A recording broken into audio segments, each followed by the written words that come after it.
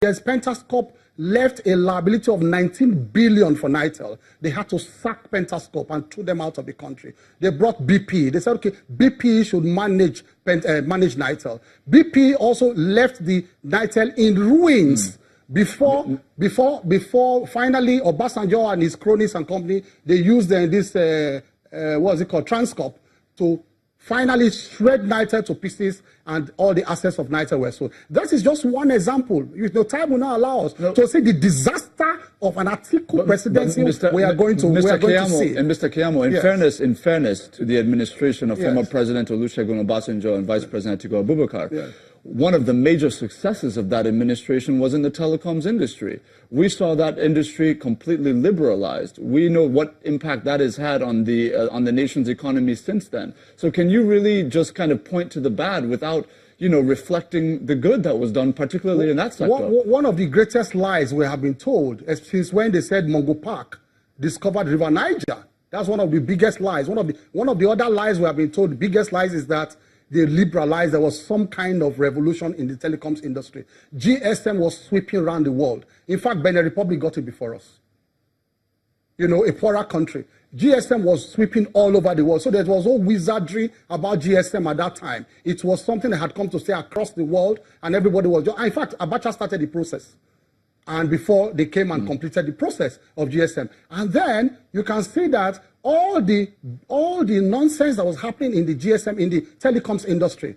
Imagine taking capitals out of the country and all of that. It has been happening since then. It is only under President Buhari now that we now know that a lot has been happening under the telecom. Look at the fines we've been seeing of late. So it has been regulated very well.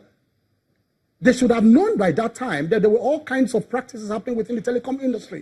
So I want to go. I need to. After some time, if he talks, I need to come into our own job creation, because I've criticized the past. Yes, that's exactly. That was my point. My initial question was about why it is that President Buhari is the man of the moment. You haven't answered that yet. Yes. Very quickly, please, because he has to respond. Now, look at all the deliberate efforts by the Buhari regime to create jobs, despite the mess they met on the ground, despite recession.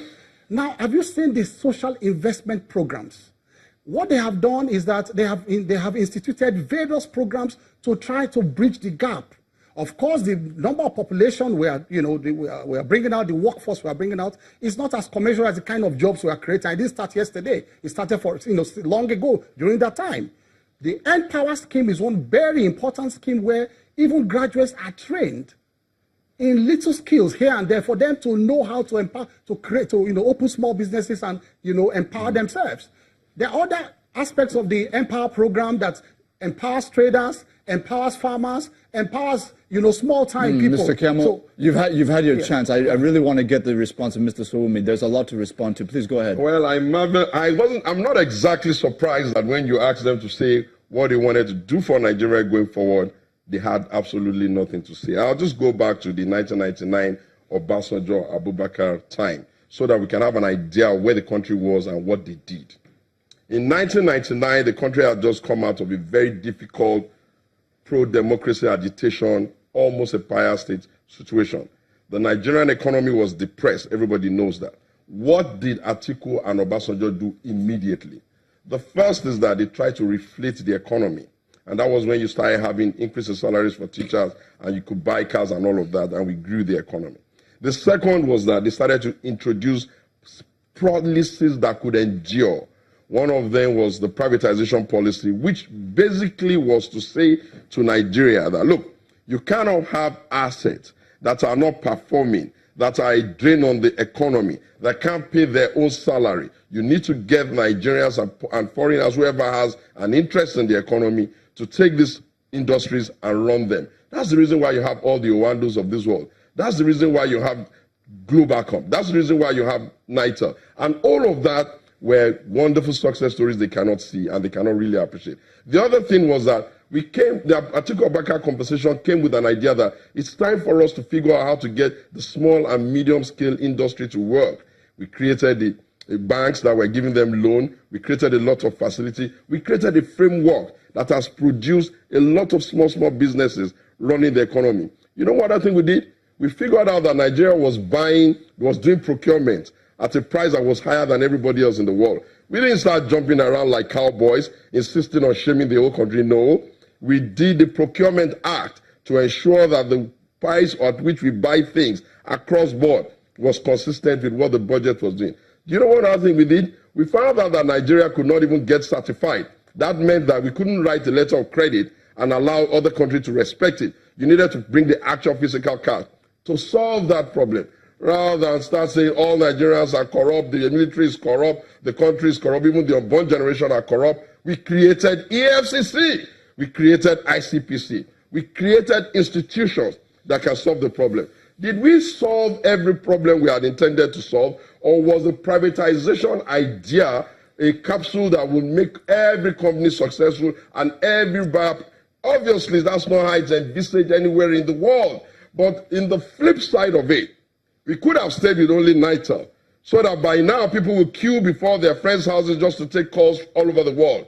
You cannot quantify the quantum of growth that has happened in Nigeria just because people now have the ability to communicate. You cannot quantify the amount of financial transaction that takes place in Nigeria now just because under that government again, we were able to start doing electronic money to ensure that there's a bit of financial inclusion. And the icing on the cake was that the economy was growing steadily. And before he comes up with all the caca around the price of oil, the price of oil was very low. It was just in its 20s. And now, right now, whatever argument they're making about fixing the economy is laughable. The economy ran into a slump because of a couple of things under the Buhari-led administration. The first was that it took forever to put ministers. That slowed down the economy. The second is that they had a mishmash of policies. One of them, most critical of them, was they were running an exchange rate that were like 5, and people could just go and do rents they are seeking, and people sit in their sitting room and take the money, and after that, they've not been able to fix it. The third was that they didn't make up their mind whether they wanted to be a socialist economy or they wanted to be a capital liberalized economy. You know why? Because in one breath, they go about the world and say they want foreign direct investment. Then in the next breath, they take their attitude, their draconian attitude, and start slamming multinationals with fine instead of allowing them to come in and let them come and talk about it. And then made worse is their administration has zero integrity. They say one thing and the money they do another. First, they said that they don't even know the meaning of subsidy. Right now, they can't explain to us who's paying subsidy or who is appropriating it. Then they tell us they're going to do single treasury account, a policy our government started. And now we are finding out that $25 billion is somewhere lost, somewhere in NNPC, all over the place where you turn. All the principal officers of this government are just dipping sleeves. And made worse, made totally worse, is that they really have no care for any section of the country. When they are not calling young people lazy, they're telling the women that their position is just in the bedroom, whatever that meant.